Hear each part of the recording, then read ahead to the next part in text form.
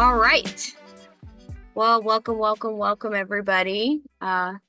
Again, hopefully you're getting some relief from heat today. As we've started, hopefully moving into fall a little bit more. I'm sure we're gonna have a couple more 100-degree days ahead of us down here.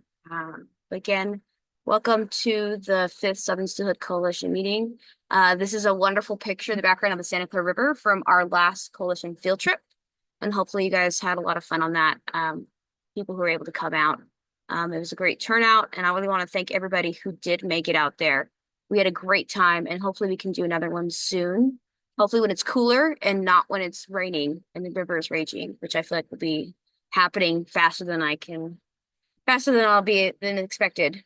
Um, okay, so quick agenda for today. We're gonna have a quick hello again, and then introduce our new tribal liaison, Elena Rios, who's here with us. Um, Next, then we'll have our speaker go with from Mark Capelli from National Marine Fisheries, and talking about the NMFS 5-year status review. Hold on a second, I'm gonna mute you. Okay. And then I'll unmute you later, Mark.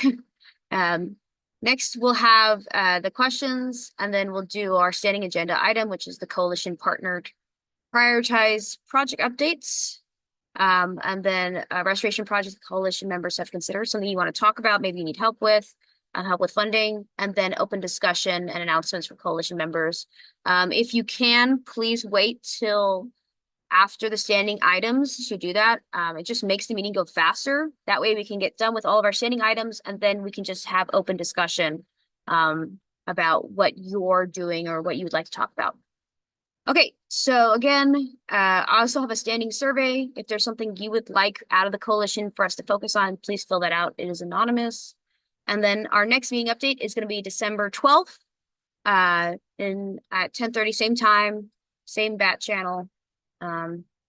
And if you want to, if somebody says, hey, I'd like to send this to somebody, feel free to send this out to everybody, as long as they're not a bad actor who's just going to come in and mess up the meeting.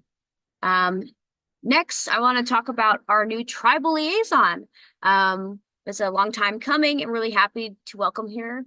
It is going to be her job to reach out and meet with tribal members in the area and communities and just ask them and get to know what their restoration needs are so the coalition can be a better partner to the local tribes. So Elena's out at an outreach event right now, so I'm going to read this for her, and then she'll chime in at the end to add anything that I miss or she wants to talk about. So Elena spent her formative years in the foothills of the Sequoia National Forest, and that's where she learned how to be a steward to branching, land, and fire. One of her core beliefs is that she stands in solidarity with that which unites us in our interdependence with the earth and the great web of inner being. She speaks quite a lot of languages, and I do count Spanglish as one of them. It is its own, its own thing sometimes. And she has a long history of many different types of works in field. And so she is certified as a nature and forest therapy guide. She's a cultural practitioner, interdisciplinary artist, and former specialized interagency hotshot crew member. She also at times will act as support for natural fixed wing and fire aviation operations. Currently, she's an employee of the San Ynez Chumash Fire Department. And that's where she received training as a cultural specialist from tribal elders and archaeologists at the San Ynez Chumash. And through this experience, it has allowed her to enhance her perspective in relationship to land and place. We're really excited to have Elena with us. She seems to check all the boxes. She knows a lot about the natural life around us, nature, plants, animals, in this whole area that we are in. And so really happy to have her and be a part of the Southern Steelhead Coalition. Elena, welcome. And if there's anything else you'd like to say, the floor is now yours. Well, good morning, everybody. I'm coming to you here from the Heirloom Expo at the Ventura County Fairgrounds. And I'm using my cell phones to do this meeting, so I'm not quite used to this platform, so bear with me. But it's an honor to be part of your organization. Um, I first became aware of this organization through Julie Tuma Myatt Stensley. I've done a lot of work with her over the past 30 years, culturally and in our community. And as I work for the Chumash Fire Department, one of my roles is as a cultural specialist, and what that means is that I have go into wildland fire environments to do surveys with adjoining agencies to look for the small clues in the landscape that sometimes require further investigation to see if it could be a pre-contact site, it could be a cultural site of any kind, or sometimes even a burial site.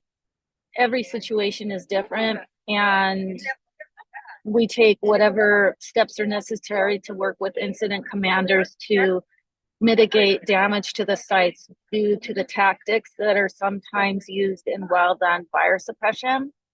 Um, but my relationship with fire began when I was a child.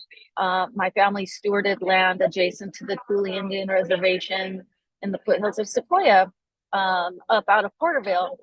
And so I have so much more to say, and I'm looking forward to getting to know the rest of you more. When Elizabeth mentioned that I was a hotshot crew member, she meant that I was a wildland firefighter hotshot crew member, and that's a specialized group of 18 people that can be ready to go to a fire in the United States within 2 hours anywhere. And I did that for a good number of years in my young adulthood. And some of the people that I work with now at the Chumash Fire Department, I've known for more than 30 years because we work together as fire stewards in our young adulthood as well. So it's really beautiful to see some of these paths weaving together. We know that fire is affecting our watersheds as well.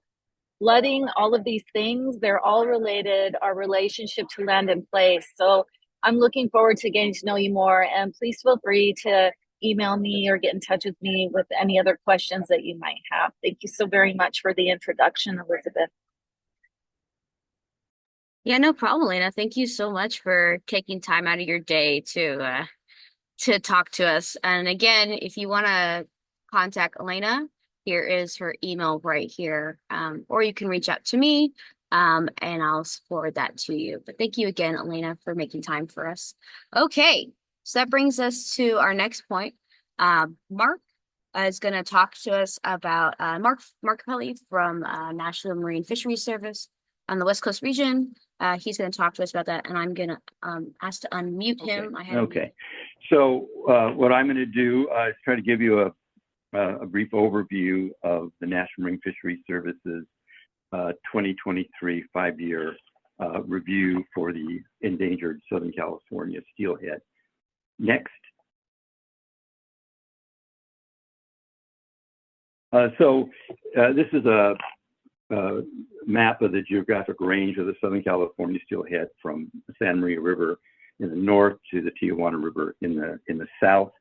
There are about 50 watersheds within this region that historically supported steelhead, and of those 50, NMFS identified 33 watersheds that were high priority watersheds for recovery, distributed across the entire region. Won't go into the details of how those selected. You can read that in the recovery plan itself. Next. So Congress requires that all enlisted species be given a status review every 5 years.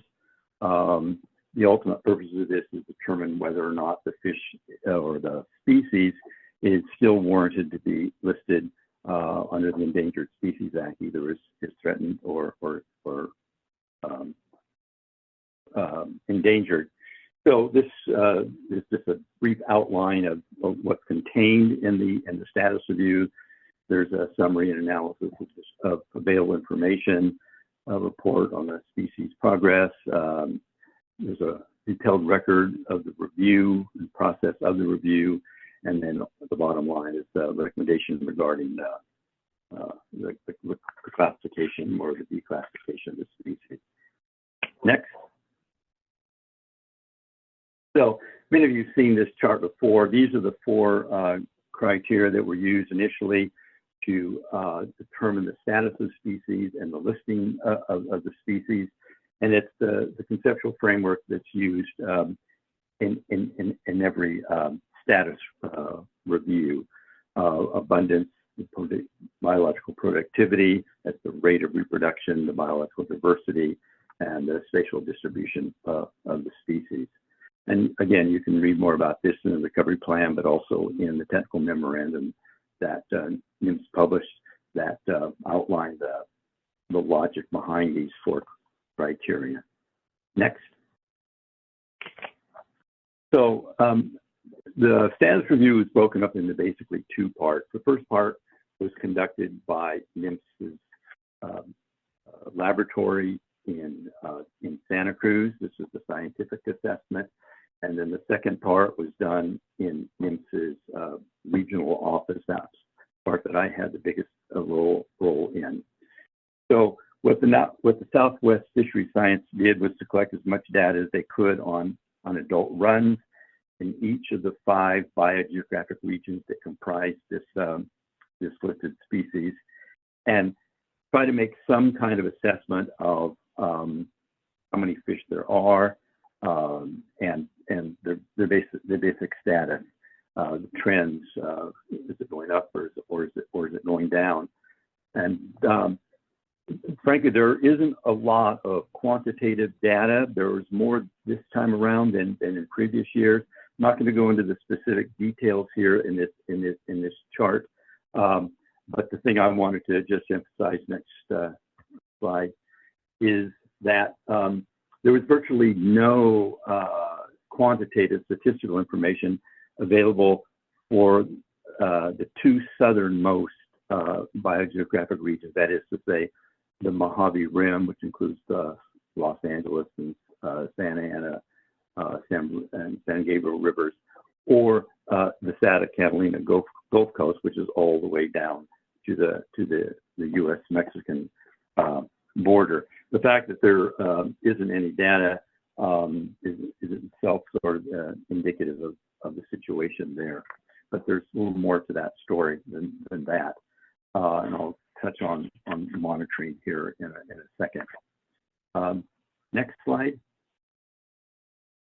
So you can see from this graph of 4 core populations in the northern part of the Southern California region, the Conception Coast BPG, the Biogeographic Population Group, and the Montecito. There are very, very, very low numbers where we actually do have some monitoring. Only one watershed reported fish runs in the low double digits. Everything else was in single digits or 0. This isn't a surprise to those who have been working in this area, but we did try to quantify this situation to the extent that the data would allow. Next. So the populations in the Santa Monica Biogeographic Population Group are some of the most closely monitored. There's the most intensive work done here, largely thanks to Rosie Daggett's group and the Santa Monica Mountains Resource Conservation District. But even here, you can see where there's a lot more data. There's not a lot more fish in these core populations in the Santa Monica Mountains that are being monitored. So it just further confirms extremely low numbers of steelhead returning during this 5-year period that this status review covers. Next. One of the things that was done differently in this status review was to assess the number of rearing juvenile steelheads as opposed to just the adult return numbers.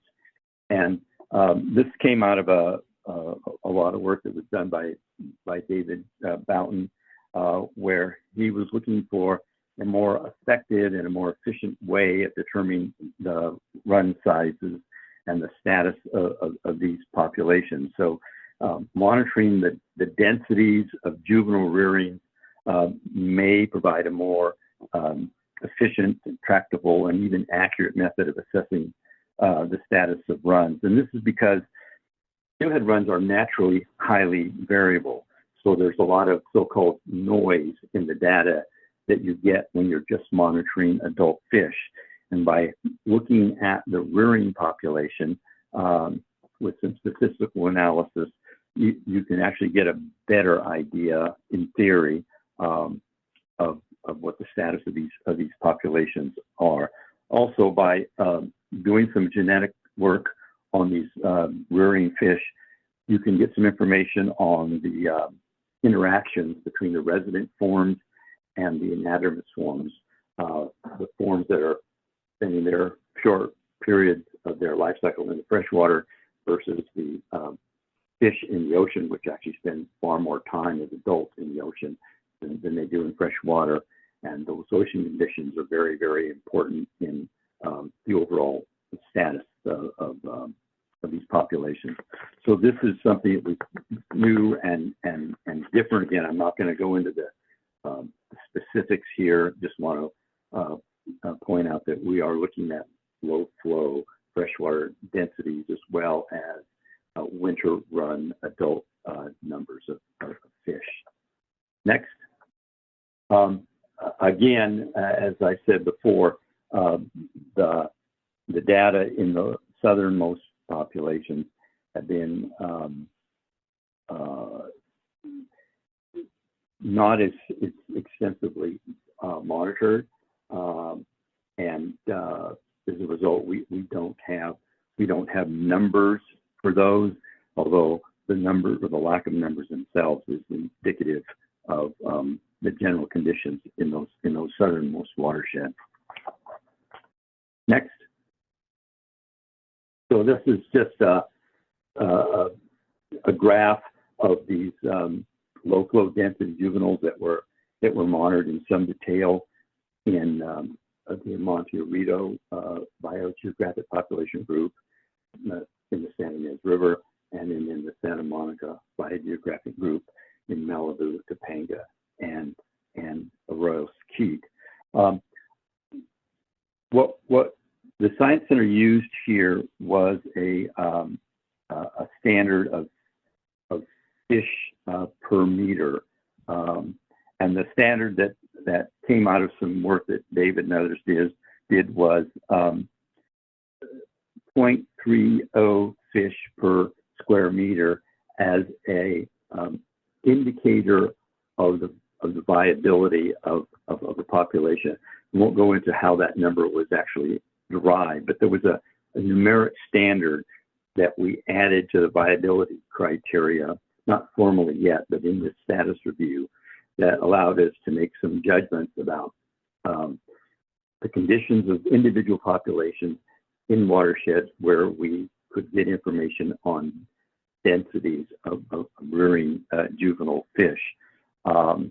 So even where we have this data, the monitoring of densities during low flow periods illustrates the relatively low productivity during this most recent 5-year period. I'll just add as a footnote here, in the last 2 years, at the end of this process, where we had 2 above average rainfall years, those rearing density numbers have jumped up considerably, not because there has been an increase in the adult runs themselves, but because the rearing conditions have been improved by these above average sequential rainfall years, and there's been in-stream recruitment from those resident Omicus that survived during the previous drought period. Next. So just to reiterate the point, there's no time series data for adult runs and very little information on juvenile densities in the two southernmost biogeographic population groups, the Mojave Rim and the Santa Catalina Gulf Coast. Next.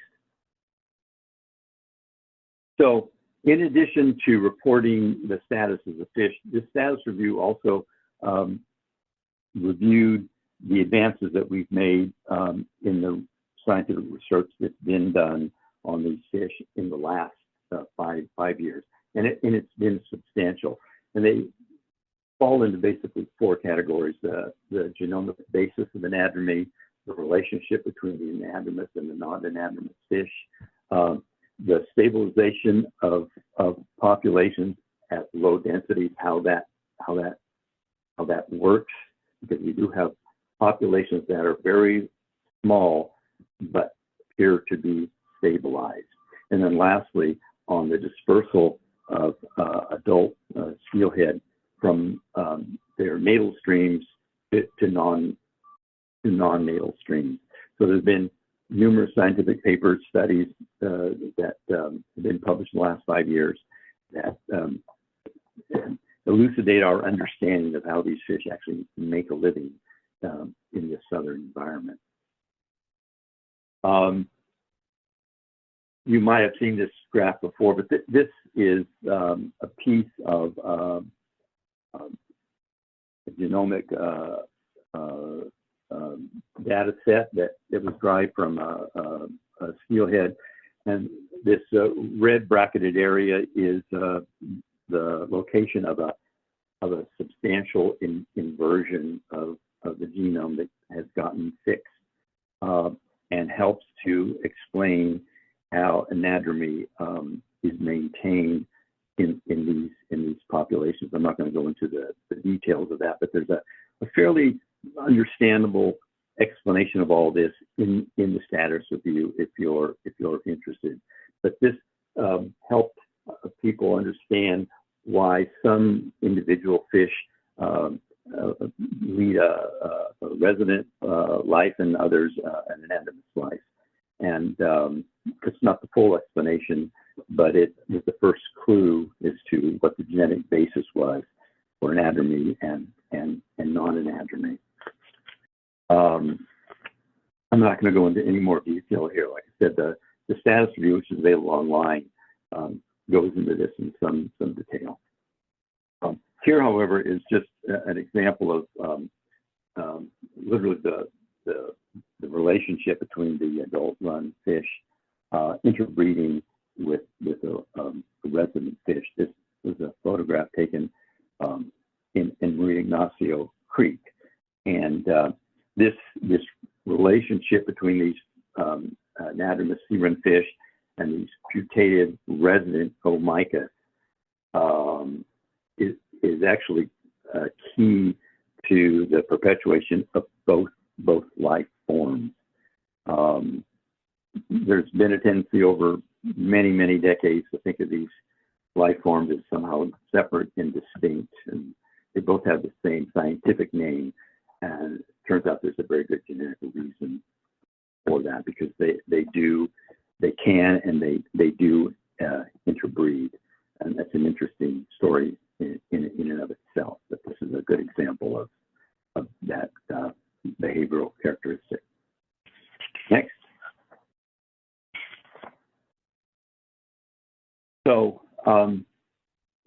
let's see. Did I get what slide are you on, Elizabeth?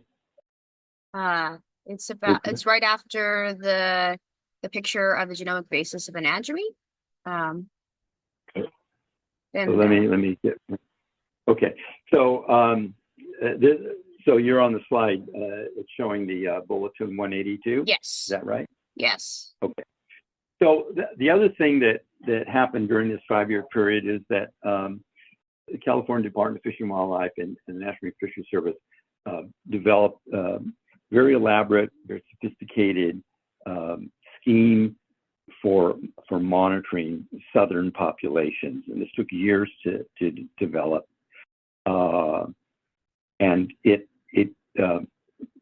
advances the methodologies that were developed years ago for a statewide monitoring plan for anadromous fish to focus specifically on southern steelhead and the conditions under which they live. This is a separate bulletin that was that's been published by the department, and in some ways it provides the last sort of conceptual piece of the framework for recovery that we've been working on for years, and it allows us to in the future make much more accurate and detailed assessments of the status of the DPS as a whole, the distinct population segment, and individual populations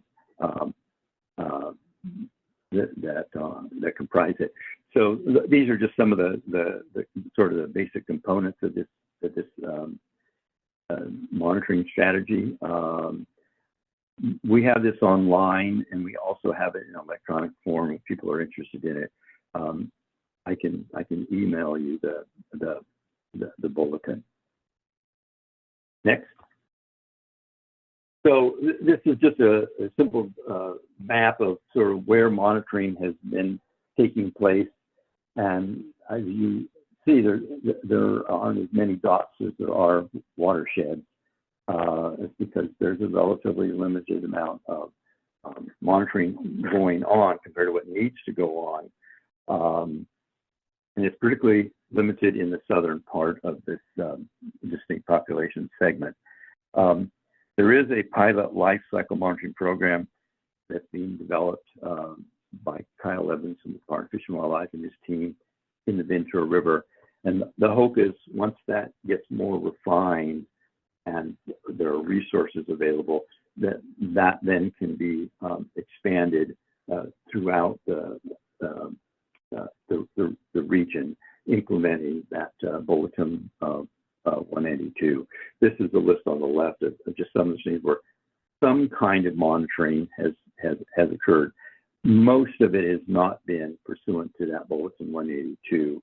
That's been done by water agencies or interest groups, and some of it just involves periodic spot checks and not quantitative and statistically rigorous monitoring.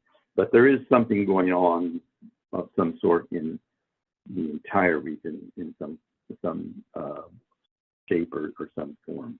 Those dots indicate the annual periodic monitoring, and the squares just post-rain surveys when there's a higher likelihood that adult runs may show up in watershed. So next slide. So this is just a summary of part one, the scientific assessment.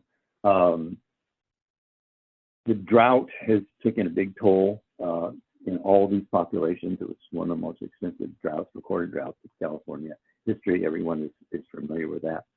A lot of the drought refugia is inaccessible because of dams or other sorts of impediments in the watershed.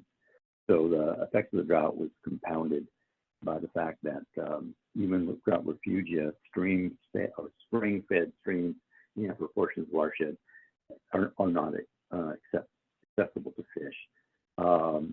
However, the genetic work that we did do during this period, there was sampling throughout most of these watersheds, including the southernmost watersheds, so that there was a significant amount of genetic resource, steelhead resource remaining in the isolated refugia above these impassable barriers. But the lack of access to this upstream habitat threatens the anadromous form, because even though there may be genes that are associated with anatomy in those fish above those barriers, those fish can't get out of the system, and they can express that anadromous life history. So the bottom line of the scientific assessment was the endangered status should be retained, and it has been retained. Next.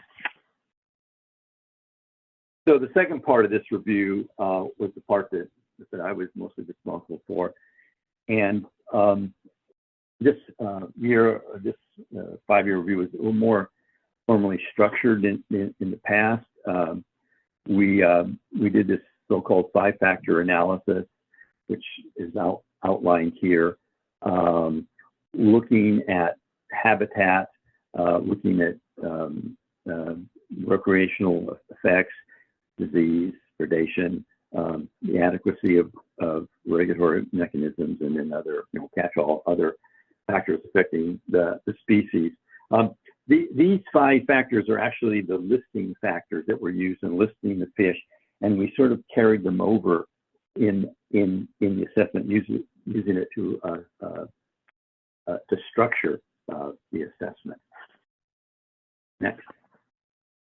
So within those 5 categories, there's a further breakdown of things to look at for each of the 5 biogeographic regions, which are pictured here on the right in these colored sub areas, and they're emergent and ongoing habitat concerns, population-specific habitat concerns, specific protection and restoration measures, key new regulatory measures since the last status review, and then recommendations for future action. And these recommendations were much more detailed in the past. They're not only for individual biogeographic population groups, but also for core populations within each of those biogeographic population groups.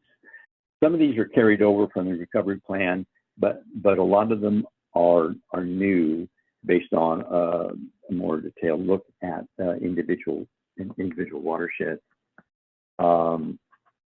So let's see. Why don't you go on to the next slide? So as I said, one of the 2 big drivers in this 5-year period was drought. And here's a graph showing the drought conditions in the last 5 years. Well, actually, the last 105 years. But here's where we were during the 5-year review period, and there's just 2 wet years that actually came after the review was done. So this has been a big driver in depressing populations, both the recruitment of adults, but also the survival of juveniles. That drought was broken in the last 2 years, but this is a region that is characterized by drought, so we'll be seeing that repeated sometime in the future. Next slide. So the other big stories, and I'm going to spend the rest of this time talking mostly about this, are wildfires. They've impacted virtually all of the watersheds within this region, all 5 of the biogeographic population groups. This is, of course, it's a natural phenomenon in Southern California, but it's been exacerbated by warming trends and the increasing interface between urban areas and wildland. This graph shows you the relative frequency of fires, color-coded, and as you can see, there's some hot spots in Southern California, and one of them, of course, is in the Santa Monica Mountain biogeographic region there. Next. So I'll just take a couple of looks at some of these major fires. The biggest one during this 5-year period was the Thomas Fire, which burned over 280,000 acres. At the time, was the largest recorded fire in California history. It was very soon superseded and has now been superseded multiple times since then.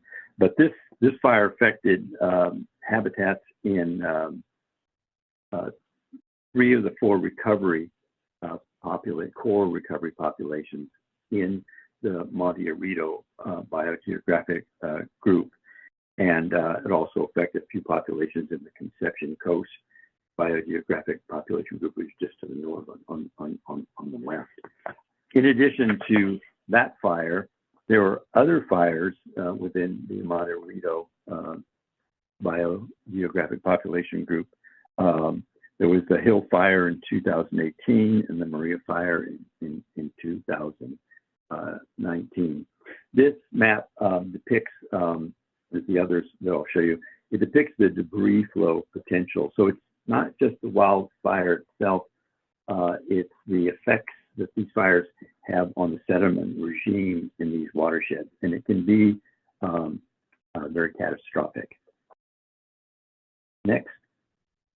So this is the Woolsey Fire. This is in the Santa Monica Mountains, and this fire affected about 96,000 acres in the Santa Monica Mountains. It burnt 90% of these watersheds, and it had a major impact on the remaining populations of rearing steelhead. Only Topanga Creek right now supports a rearing population of steelhead. There haven't been steelhead observed in the other core watersheds in this area since about 2017. Next. So this is the Bobcat fire, and this affected 3 core recovery populations in the Mojave Rim biogeographic population group, principally the Tujunga Creek, which is a tributary to the Los Angeles River, and portions of the San Gabriel River. As a result of this fire, the Department of Fish and Wildlife relocated some rearing juvenile omicas to several nearby watersheds in the East Fork of the San Gabriel River, in Coldwater Canyon, and Arroyo Seco. There have been other fires in this biogeographic region, including the San Gabriel Complex in 2016, the Pilot Fire in 2016, the Sands Fire 2016, the El Dorado Fire in 2020, and the Apple Fire in 2020. So this is just one example of the footprint of a fire in this biogeographic region that had created the potential for debris flows that would affect steelhead habitat. Next. So this is the Holy Fire, and this is in the Santa Catalina Gulf Coast biogeographic population group, the southernmost of the 5 biogeographic population groups. And this affected Arroyo Trabuco, which is a tributary to San Juan Creek. It also affected a part of Coldwater Canyon, which is a tributary to the Santa Ana River. And as with the other fire, the Department of Fish and Wildlife relocated rearing steelhead from the Santa Ana River before a major storm event occurred in anticipation of a debris flow, and they relocated these fish to the Mojave Hatchery and then to Marion Creek, and then ultimately returned the fish to Coldwater Canyon. So this is another example of sort of the measures that were taken in response to a specific fire to protect steelhead. And it has implications, obviously, for the way we identified our overall recovery strategy, the number and the locations of for recovery populations to address this fire threat. There's a whole other series of fires within this Santa Catalina Gulf Coast area. It had the highest number of fires during this five-year period, right now there's significant fires going on. There's the airport fire in Trabuco Canyon, the bridge fire in the Angeles National Forest, and the line fire down in San Bernardino County, all burning right now.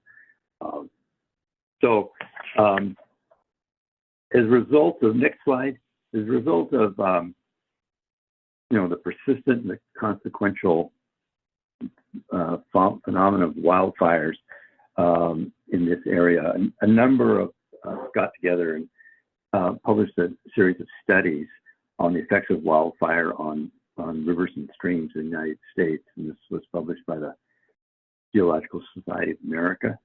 And the volume includes a chapter on the role of wildfire in Southern California, and the role of wildfire in the strategy for recovering steelhead in Southern California. This and other chapters have been summarized and distributed through this California Science Consortium to help better inform land use, wildlife, and wildlife managers. So this is a major theme in steelhead recovery in Southern California, and it's going to be increasingly so in other parts of California and, in fact, other parts of the United States. Next. So aside from that sort of silvering news, the 5-year status review identified the major recovery actions that have been undertaken in the last 5 years throughout the period, and there are a lot of them.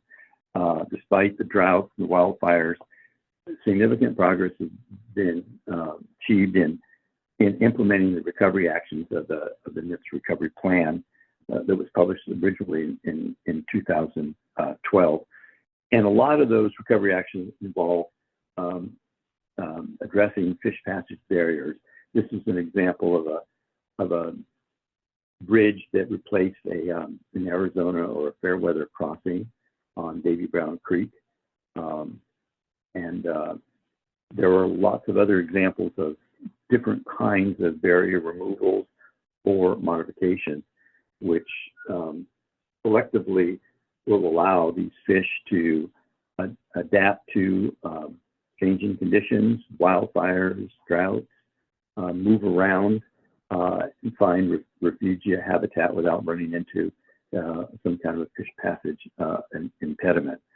So these barrier removal projects have occurred in all 5 of the biogeographic groups. We've identified the ones that were accomplished by the time this report was done, but we also identified those that should be undertaken in the future. Next. But 2 of the biggest and highest profile barrier removal projects of 2 that you've already heard about, I'm sure, before, Matilahaw Dam on Matilahaw Creek, in the Monte Arito biogeographic population group, and Ringe Dam on Malibu Creek in the Santa Monica Mountains biogeographic group. But there are other projects that have gotten off the ground since the status review was published. There's a significant dam removal investigation going on in Browns Canyon in Arroyo Seco, which is a tributary to the Los Angeles River. And there's others that are sort of in the drawing board. So a few years ago, dam removal was a wild and crazy idea that no one thought had any life at all. But as you've probably been reading about the Klamath Dam removal, it's actually a real option, and it's being undertaken, and lessons are being learned from the dams that are coming out now and will come out in the future. And this is critical because a good part of the refugia and in fact the spawning in marine habitat in Southern California lies above these impassable barriers. So this is a critical piece of the recovery strategy in Southern California. Next. This is the last thing that I want to talk about. Non-native species, both plant and animal, have really significantly degraded what otherwise looks like suitable habitat for steelhead. There's all kinds of issues with predation by non-native species, fish species or amphibian species. There's also invasion of watersheds by plants like Arundodonax, that giant reed, that have displaced native habitat and also changed the hydrology, actually, of some of these streams. And there are efforts going on in a number of streams to control, if not eliminate, these non-native species. I've listed some of them here: the Ventura River, Santa Clara, Malibu, Topanga, and San Mateo. One of the most promising planting efforts is this one that's been launched in San Mateo Creek through the use of a provision of the Clean Water Act that deals with total maximum daily loads. These are pollutants that are not in the traditional form, a liquid pollutant coming out of a pipe or runoff from a mine or something like that. These are other kinds of degrading elements that enter water courses that have been addressed, but focused on things like trash or some invasive weeds that are associated with sewage outfall.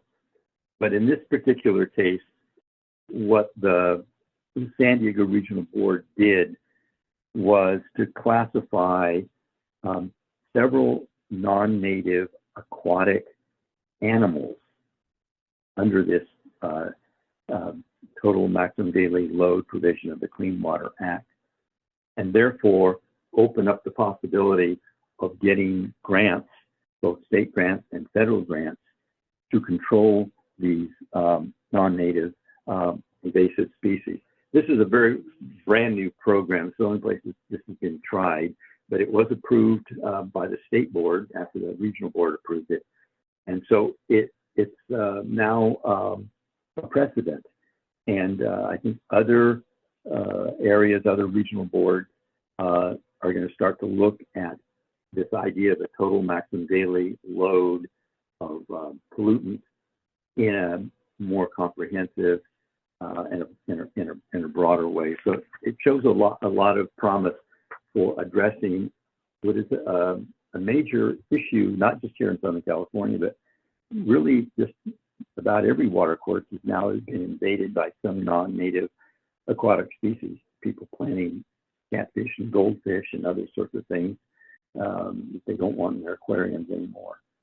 Anyway, with that, I'm going to conclude and just simply say I appreciate the opportunity to give you a kind of a brief overview of the status review.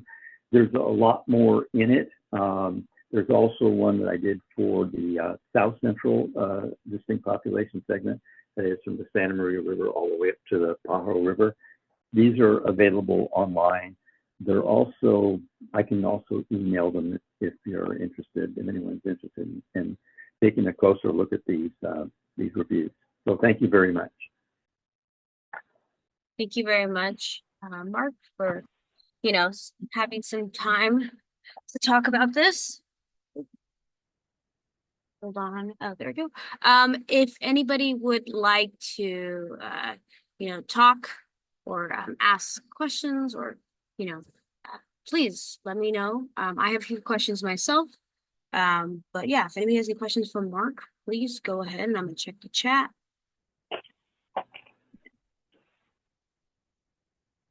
Candace was talking to some. Well, I'll start off. Oh, go ahead, Tevin. All right, Elizabeth, you were jumping in. Go ahead. Oh no, I'll wait for when the silence gets awkward, and then I'll do my question. Yeah, thank you so much, Mark. A lot of great information in there. I guess my question is, do you foresee NMFS being any more aggressive about pursuing enforcement actions against operators of large fish passage barriers, like Bradbury Dam, Vern Freeman Diversion, Santa Felicia Dam, the Santa Paula USACE fish ladder? Yeah, well, that's a good question. There is, let me begin by saying there is in the status review a discussion of NMFS enforcement program, overview of the program. There's also some recommendations there involving how that program works and how it could be made more effective. Enforcement involves, of course, legal action. So I'm not at liberty to be talking about any potential legal actions that NMFS may be involved in. We are not a party to a suit involving the Vern Freeman diversion on the Santa Clara River, and we've been asked by the courts to weigh in on technical issues raised by that suit, brought by a Native American group. And then most recently, two different groups filed legal papers involving fish passage at Twitchell Dam on the Cuyama River, which is a tributary to the Santa Maria River. And then that's in Southern California DPS. And then in the South Central DPS, another group just recently filed papers, legal papers involving fish passage on Lopez Reservoir on a Royal Grande Creek. In the case of the Twitchell Dam suit, that suit was brought against that the dam was built by the Bureau and is owned by the Bureau of Reclamation, and that suit was brought against the Bureau and the local water agencies that manage it on a day-to-day basis. And the issue there, the legal issue there was whether or not the original authorization for the construction of the dam, while it did not provide for fish passage or flows below the dam to maintain fish, the question was the Bureau precluded from that? The project was initially authorized in 1954, even before the Endangered Species Act existed. And what the court found was that there was language in that original authorization that clearly, at least in the court's view, this went up to the Ninth Circuit, and it was appealed actually to the Supreme Court too, but the court rejected the appeal by the defendant. But it was found by the Ninth Circuit to include language that would allow the Bureau to address fish passage and flows. And so that legal issue was resolved. And now the question is, what's the passage and what's the flows consist of? And that's subject to some negotiations between the plaintiffs and the defendants. But there again, we have been asked by the Bureau in this case to weigh in on the technical issues. The other suit involves a dam built not by a federal agency or even a state agency, but by the county of San Luis Obispo. So it's not a federal case, although there's endangered species issues there. But that one's just been recently filed. The plaintiffs have asked that we somehow provide some technical input into the technical questions. They're not these sort of legal questions that were involved in the Twitchell Dam case. And it's right now at a district court level. It's not at a circuit court level. So right now there's no precedential sort of significance to that case, although it's fairly significant for Royal Grande Creek. I guess the point I'm trying to make is that, these issues are complicated, and it's only been relatively recently that legal actions have been pursued to address the effects of major dams on these federally listed species. Thank you, Mark. Yeah, I guess, yeah, forgive my frustrations. A lot of these dams, like the Vern Freeman diversion and Lopez Dam, right, have biological opinions that clearly, from NIMS, that clearly state that the continued operation of these facilities will jeopardize the existence and recovery of steelhead. So, I guess why not take the extra step? NIMS hasn't really taken an enforcement action against any of these folks. I understand not wanting to answer that, but I am intimately familiar with the Lopez Dam case. I will. Let me clarify something on Vern Freeman, because it's a little bit tricky. Yeah, we issued a biological opinion back in 2008 for the Vern Freeman. This biological opinion was a consultation between ourselves and a federal agency. The Bureau of Reclamation paid for the construction of that Vern Freeman, but they bowed out of the picture after it was constructed, and the loan that was provided through a Bureau loan program was paid.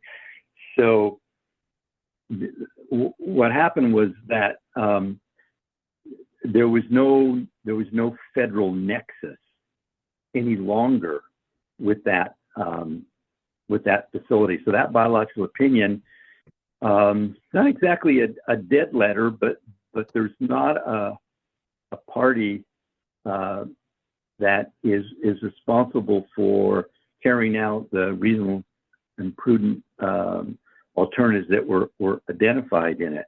Now, what's happened since then, this is very complicated, but what's happened since then is that the United Water Conservation District, which now owns and operates Vern Freeman and some other facilities on the Santa Clara, they've been engaged in the development of a habitat conservation plan, which is the route you go through when you have a non-federal facility. Yeah, Mark, I'll stop you right there. So I work for the Wichita Foundation. The district court has asked NMFS to issue, their decision by tomorrow on United's HCP application.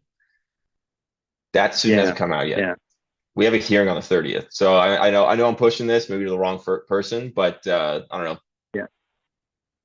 Now, I just wanted to give you some background of, kind of the suit is a separate action brought by a Native American group.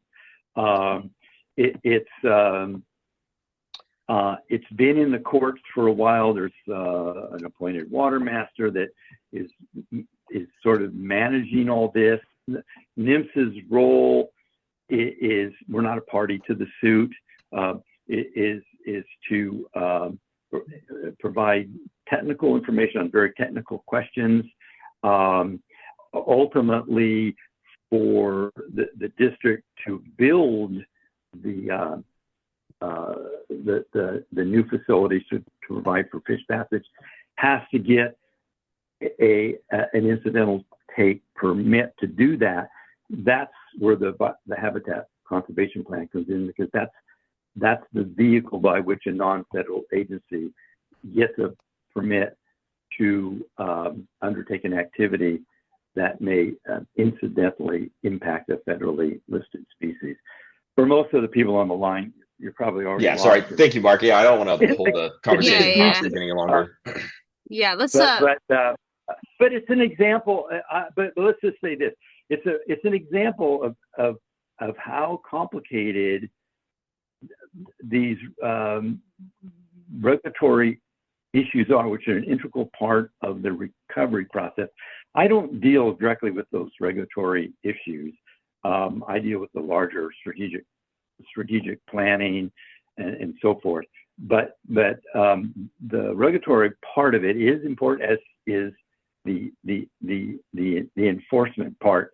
Mark, let's move on to another question. I know this is a Mark. super complex issue. Peter, and then after that, there's a question in chat. Go ahead, Peter.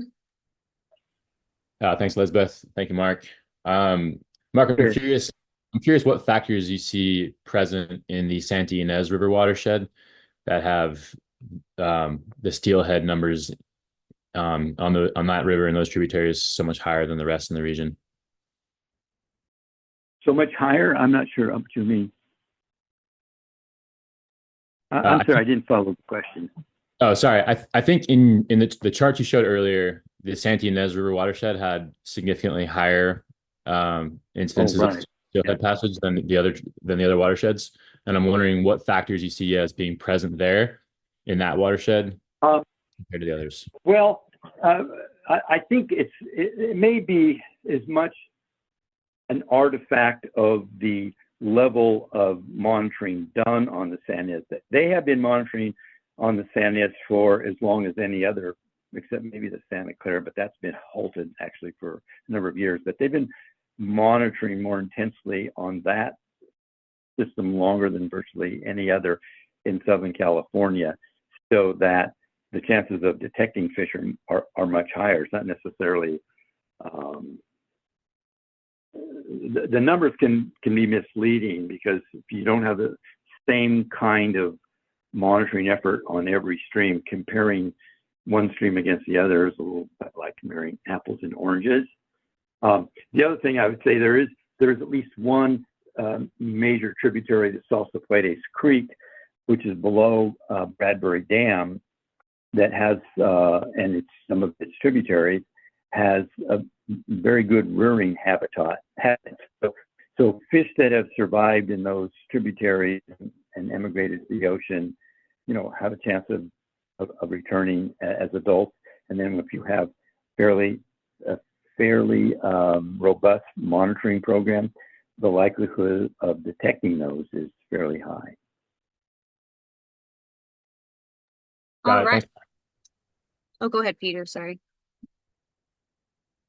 Go ahead. Okay, so we have a question in chat from Jordan Melby. They say, I work in wastewater enforcement. Our agency discharges to a creek on the central coast where steelhead are endangered. What are some water quality concerns generally for the species, i.e. high salts, high nutrients, introduction to water streams?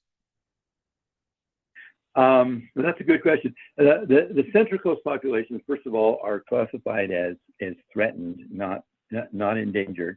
One of the big effects of these waste discharges in the streams, and I'm not sure which one he's referring to, there aren't too many streams where they allow waste discharge directly into the stream any longer, but one of the biggest effects is the increase in the nutrient loading. And this has a lot of like cascading effects. It stimulates the growth of algae. And as you probably know, algae will produce oxygen during the daytime, but at night the process is reversed, so that you can get sharp drops in the DO level. And if you're not monitoring diurnally, you wouldn't pick that up. And that can make conditions very inhospitable for native species, including steelhead. And the other thing is, when you have a discharge that unnaturally sustains flows, you can create conditions which are conducive to non-native aquatic species that require that kind of a more or less constant flow. Steelhead and juvenile steelhead evolved in a very different environment, and periodic desiccation or partial desiccation of stream or stream sections is sort of part of their world, and they have ways to deal with that. But if you artificially water a stream so there's this constant flow, you can get non-native fish like catfish, but sunfish and other things that can do very well. And some of those prey on juvenile steelhead, others just take up space or compete for other resources. And I'm assuming there aren't any other constituents in that waste discharge, just the nutrient loading and the artificial sustaining of flows during periods of time when flows would naturally desiccate and or rather diminish, and native fish like steelhead would adapt by moving to different parts of the stream that have flows. That whole mechanism is disrupted by artificial discharges. Okay, A good thank example you. of that, of course, Malibu Creek. Malibu Creek now runs all year round, and it's full of catfish and non-native species. And there's not a. We just did surveys in Malibu, and there's not a single native omicus in that system. It's a shame. Okay, we'll do one more question. Garrett? Sure. Thanks, Elizabeth, and thanks, Mark. I really appreciated how your presentation captured the variability of from, extreme precipitation to fires and post-fire debris flows, and the evacuation measures they're doing for fish in debris flow areas or prone areas. I was curious if there's any management actions you could suggest or we could identify in the future, perhaps, that could take advantage of the years we do have above average precipitation and these rearing conditions that are showing higher populations. I think they're seeing the same thing with Central Valley Chinook salmon as well during the high precipitations. And really just like, are there actions we could take we can implement during those robust years that will further facilitate our efforts and can help guide us? The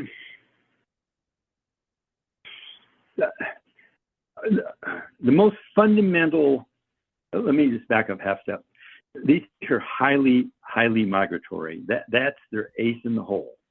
They can move fast and they can move long distances. The thing that we've done is take away, in many ways, their strongest adaptive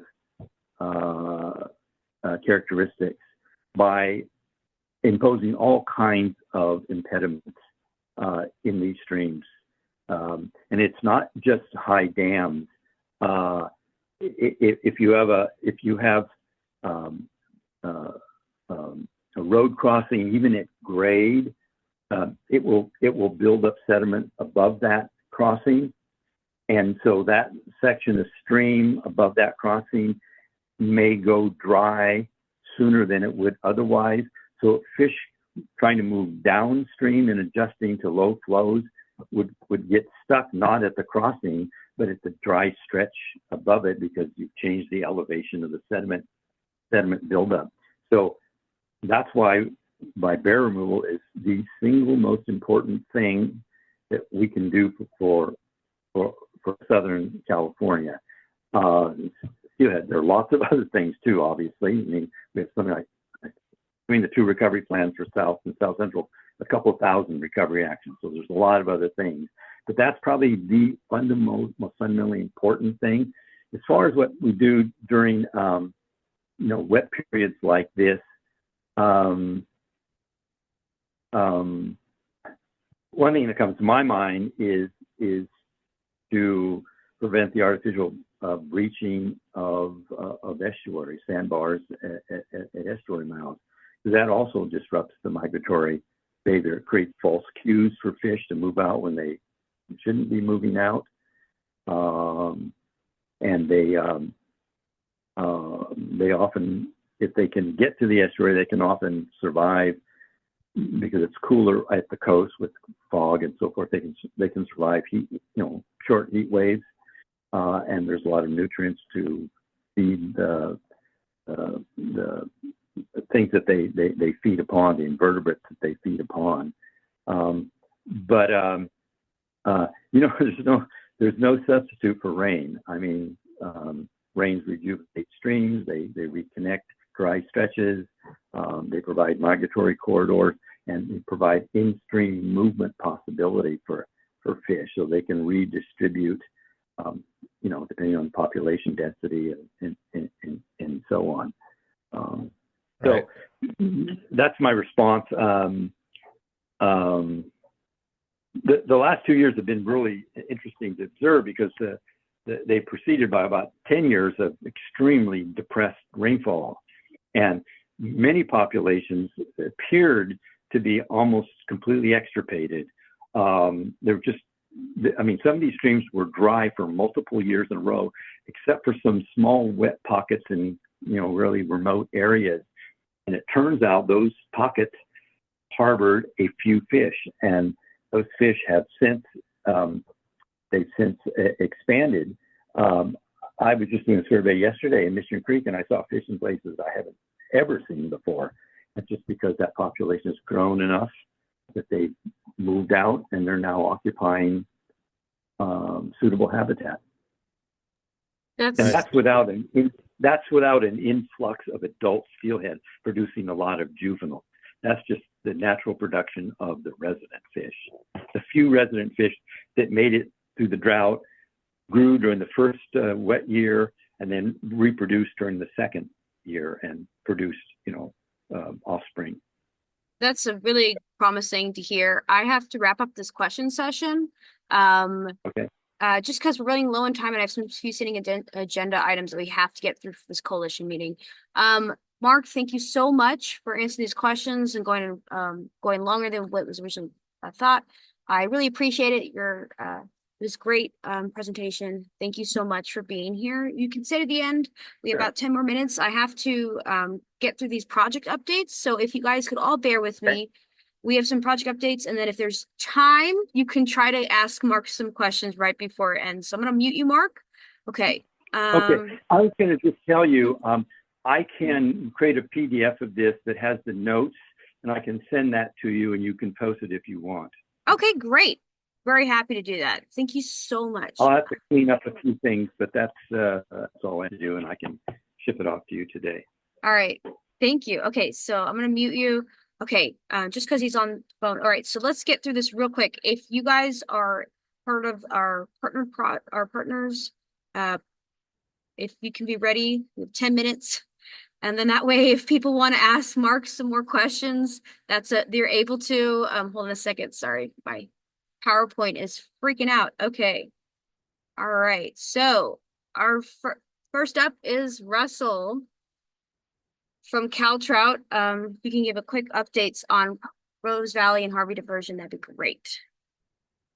Hey everyone. So Rose Valley is, a project that addresses a bunch of stuff that Mark was talking about: wildland fire resiliency, passage barrier removal, expansion of oversummering habitat. So super important project.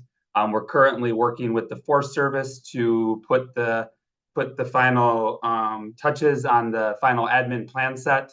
We'll be taking that into the fundraising drive for implementation funding. The total implementation cost is $29 million, and we're hoping to, over the next year, build that funding package and move into implementation in 2026. So just for the sake of speed here, if you want more information, feel free to reach out. Love to chat with people, meet people out there if necessary, to walk the project site and chat about it. Really cool project, landscape scale ecosystem process restoration project to support southern steelhead and a whole host of other native species as well. For Harvey diversion, we're currently working through trying to understand the management and long-term operation of the reach of Santa Paula Creek that project will impact. It's over 4,000 feet of stream that needs to be altered and changed and kind of regraded to address the passage barrier that is Harvey diversion. So we did submit a couple funding applications in the past year for some pretty significant requests, 20, 25 million, 10 million.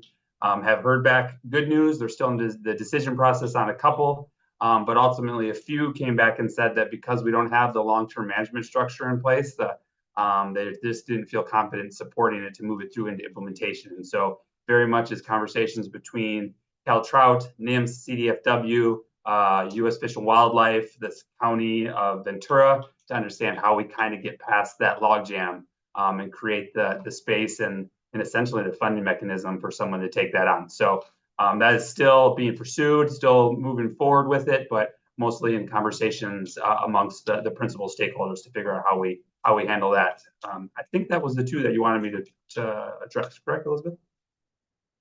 Yeah, thank you so much, Russell. All right, so Oh, next we have is City of Ventura for Santa Clara Estuary. Is anybody here that can talk about the project update for that?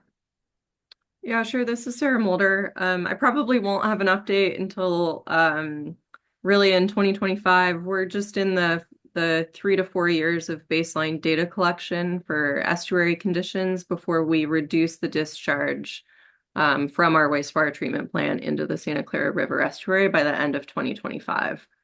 So you'll probably just keep hearing ongoing updates. We're finalizing some permits with the state for that reduction in discharge, but otherwise just baseline data collection for the next year. Still a good update. I mean, knowing the progress, right? So thank you so much. Yeah, you're Okay. welcome. Next we have is the Wishatoyo, Tevin. If you could talk about Fern Friedman and Santa Clara River. We have about 7 minutes left, so if you can give me a rapid fire of how you guys' yeah, progress going super on that. quick. Yeah. Yeah. So I don't know if you guys might have seen that last month, National Marine Fisheries Service was taking public comment on United Water Conservation District's ITP and Habitat Conservation Plan application. Application didn't really look too good.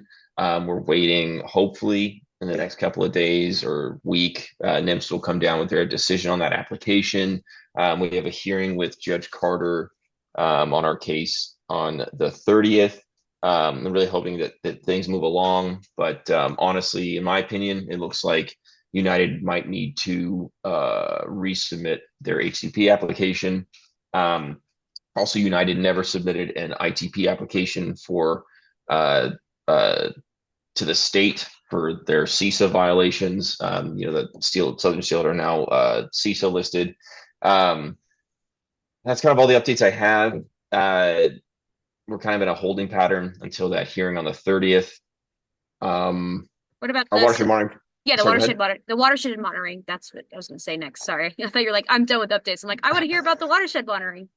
Yeah. So we're still doing our weekly monitoring of the watershed, water quality issues, and habitat concerns. Last spring, I did a aquatic invasive species assessment of the river and its tributaries with a class from UCLA. Found a lot of bullfrogs, a lot of brown bullhead. Unfortunately, there's quite a few bullfrogs up in Sespe Creek right now. I don't know if conditions changed or if they've just been able to spread to some areas of concern. But I did find about 24 juvenile steelhead in April in the lower parts of Sespe Creek, so that's always a good find. And we're just gonna keep on trucking. No, that's great. Oh, actually, I'm sorry. This is a Yeah, go question ahead. for just generally if anybody wants to contact me. I've had a really tough time getting in contact with the state. I've done a new fish passage assessment of the failed grade structure on Santa Paula Creek. I sent all my data to the state and the folks that take data for PAD, the passage assessment database, and nobody's gotten back to me. So I don't know if anybody has any recommendations. That'd be great. Yeah, please put that in the chat. We have 4 minutes left. But it's great to hear about your watershed monitoring program. I'm always super interested to hear about that. And of course, all the other projects. Okay, so Friends of Santa Clara River. Is anybody here from Friends of Santa Clara River? Yeah, no, Hi, I Candace. apologize, but I'm on the road to Yosemite, so I hope you can hear me okay. Yes, we can. Yeah, so we did an amendment to our FRDP grant because since joining as Coastal Ranch's Conservancy's executive director, we've had some capacity constraints at Friends, so we've done a formal grant amendment and we're bringing on some support staff, but that project is in process with construction slated for 2025. And then I just did want to note with that there is a landfill in LA County on the Santa Clara River that has water life, and it's actually a public health and safety risk. And Friends went to the Los Angeles Regional Water Quality Control Board and has requested monitoring wells because there is surface water runoff into the Santa Clara River, and we have a huge concern about groundwater contamination because Fillmore is a city downstream of that landfill, Chiquita Canyon, for those of you who don't know. And the city of Fillmore is 100% reliant on groundwater for their drinking water. So, and then another thing is that the Fillmore Pirate Basin GSA, the groundwater sustainability plans were failed, largely due to the lack of groundwater dependent ecosystem needs. And so they've done an update to address the concerns that came from DWR, which really reiterated what a lot of the environmental stakeholders said. But the updated plans are currently out for comment, and I'm just saying that the deadline is Monday. So if anybody wants to review and provide a comment, those comments are due this coming Monday. Yeah, please put your email in chat and I can send that out actually after this meeting. So I'll send your contact information for that and your request. Okay, so real quick, we got like 2 minutes, rapid fire. Anybody from the Santa Clara River Conservancy that wants to talk about the SSP Cienega restoration?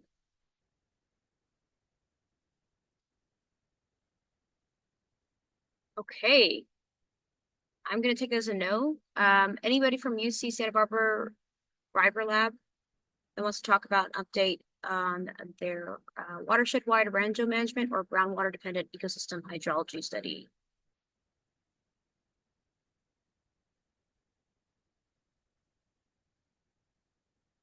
Okay, and then if there's anybody from the Nature Conservancy that wants to talk about any updates for the Santa Clara Nature Preserve, I know there was some restoration or anything like that. Hey, Pete. Hi, everyone. Last but not least, we are reinitiating a run to removal at 2 sites on the Santa Clara River at the East Grove. That's the Hedrick Ranch Nature Area vicinity, and also at the 12th Street Bridge in Santa Paula near the airport. So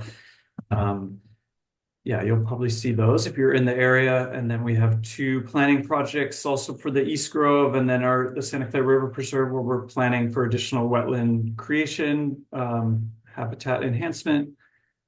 And we're also negotiating a new conservation easement with a farmer that's also in the East Grove.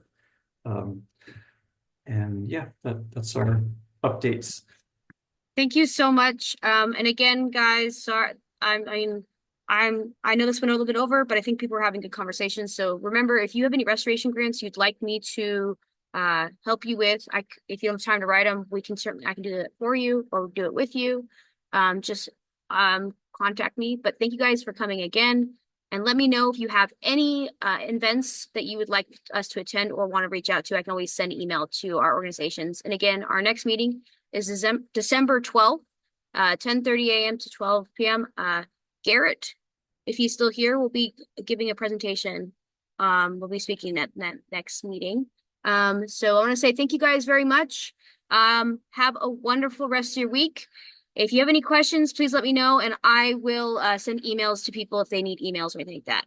Thank you, guys. I hope you have a wonderful Friday and Thursday.